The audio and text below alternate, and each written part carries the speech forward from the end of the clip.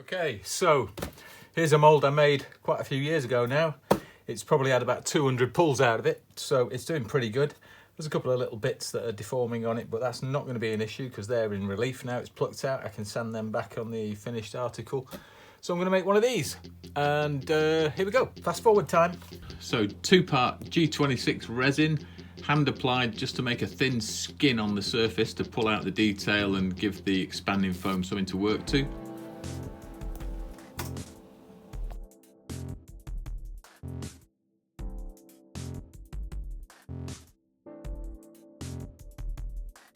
Okay, I forgot to video that bit, but I've poured in there expanding foam on top of that.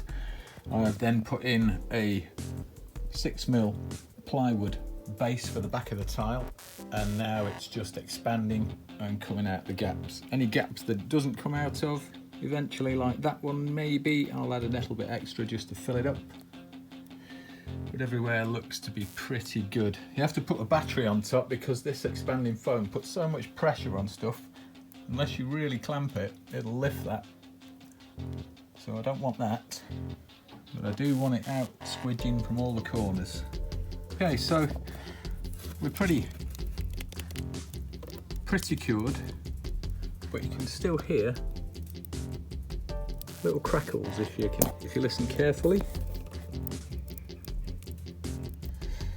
So wait another 20 minutes or so before that actually hardens off.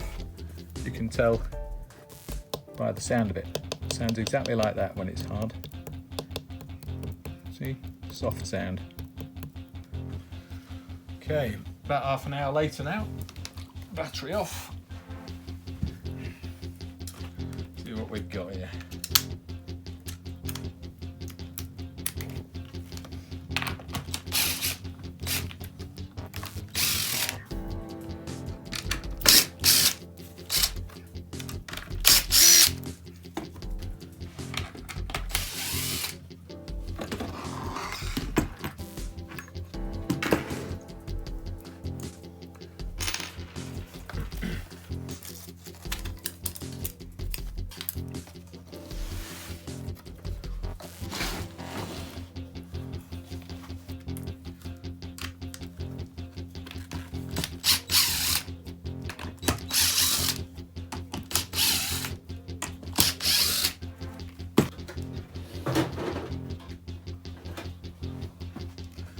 Sometimes need a little bit of an ease around where that foam has come out, like that. Just taking that foam adhesion layer off the wood.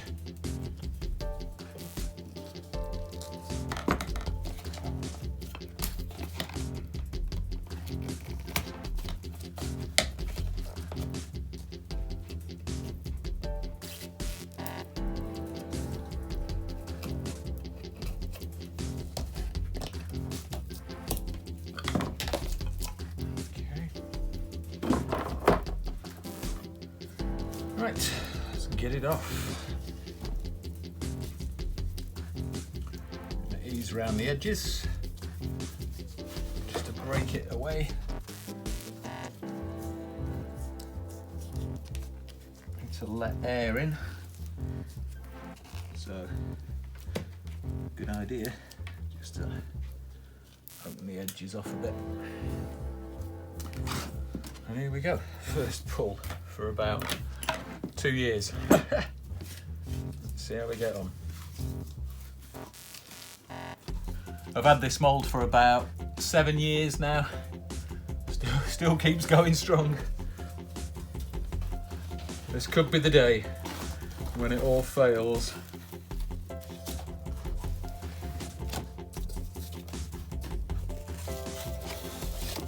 And there we go. Should be a Blade Runner tile. See the surfaces where it's picked out as the mould's degraded.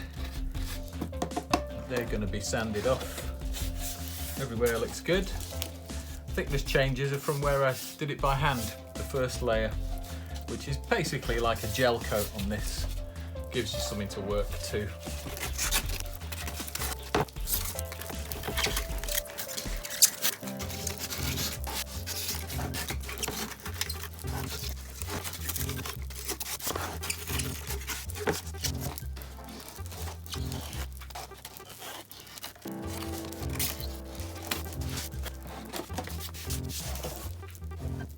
Okay, so the phone ran out of storage there, so I missed a little bit of that, but it's had a couple of different colours. We had a bit of a black, and a little bit of something else. Now I'm going to go over it with a little bit of white. A bit of white primer, just to pull out a little bit more from the surface.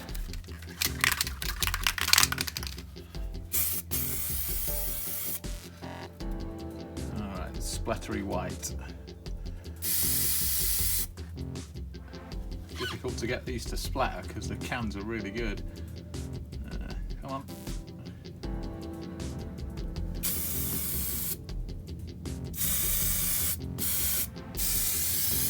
Nope, it's not doing it at all, this can. I can't get the head to splatter.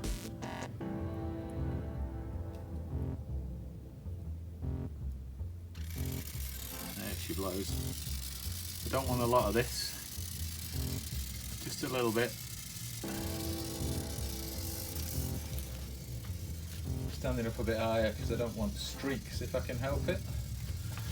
While I've got it spraying, I'm going to try and turn this, because if I release my grip on this can, it's going to change the way it sprays, so I've got to be kind of quick. Hopefully not grabbing hold of something that's soaking wet. Just puts a little bit of a highlight texture on there. There's an airbrush pass to go on top of this, and then one more layer of beige. Just going to whiten up that area there a touch. And across here. I don't want it the same everywhere, but you do want it on all the faces so that it looks continuous through the whole piece. If you miss an angle out, it looks a bit weird because you lose a colour on one of the faces. So make sure you get it rotated and get all the faces with the same colour. Okay, so now we've got some kind of star field going on there. Happy days.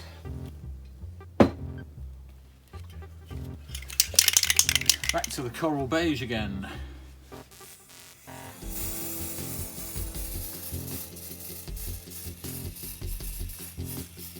Super fine. You'll hardly notice it.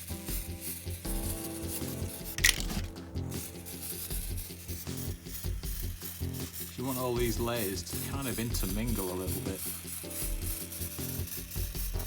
So don't wait for them all to dry off. Put them on while they're still a bit wet.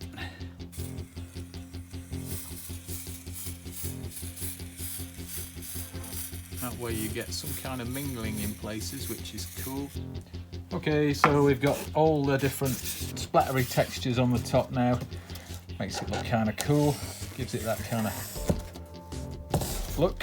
So now I'm going to weather it with an airbrush, using my same dark dirt mix that I use for everything. And this one's going on a little bit heavier. I know that I want it to trail off in this direction, as if it's been on a wall with this at the top. So let's have a look, see what we've got. So same thing, I'm going to start from one edge. I'm going to darken off all the recesses that I can see from this angle here.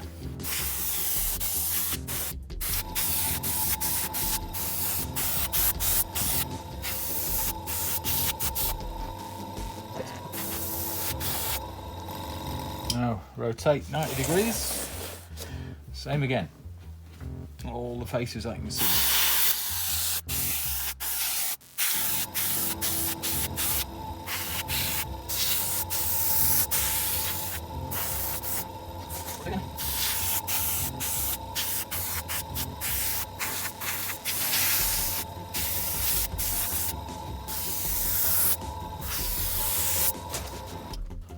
Now, if I've not missed any, this should be the last one.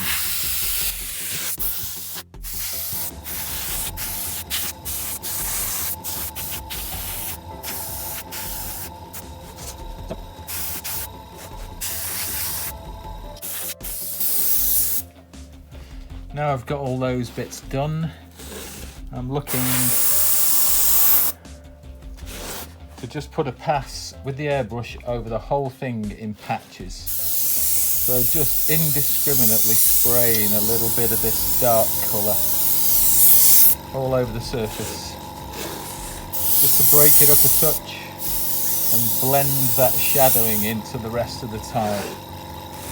Okay.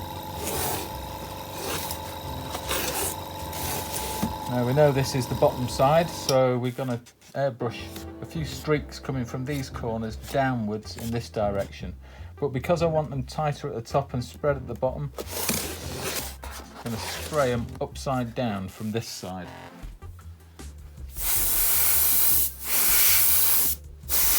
It doesn't need a lot, only from areas where it's likely to have had dirt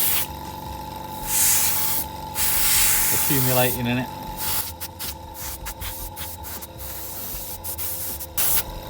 If you've got any chunky overspray kind of bits, use them. Make that into a streak. Make it look like there is a load of dirt there. Don't worry, because the randomised feel of this kind of finish is exactly what you want. Right, so once we've got the tile to this kind of state, let me see that. Let's have a look. Okay, now it looks like an airbrush nightmare. Yeah, everything's gone fuzzy and weird, so now we need to crisp it up again. So back to the spray cans. We're going back in with our Sierra Beige, and what this is going to do is just bring out the tile again, back through all this shadowing that I've put on with the airbrush, because it's too intense. We don't want that. We want that to be a subtle feel, and we're going to blend it back in with a few more layers of this Sierra Beige and our other colour.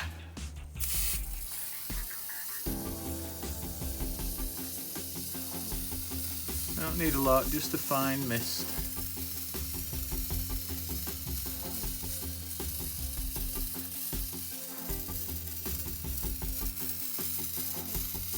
Just takes that shadow into the background a little bit.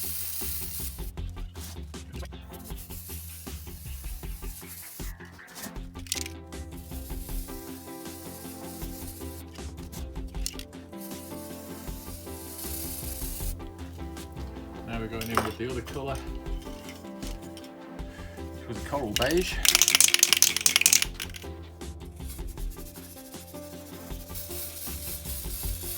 Just mixing up the colours a little bit, just to blend it, blend it, blend it.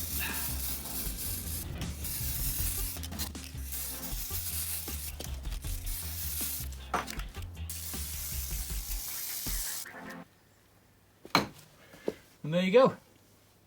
So there you have it. One 16-inch Ennis tile from Frank Lloyd Wright, as featured in the Ennis house, and yeah, used in the Blade Runner movie, obviously. Pretty cool. 16 inches square, weighs about 1 kilo. Plywood on the back, so you can drill it, hang it on the wall. Hope you like it.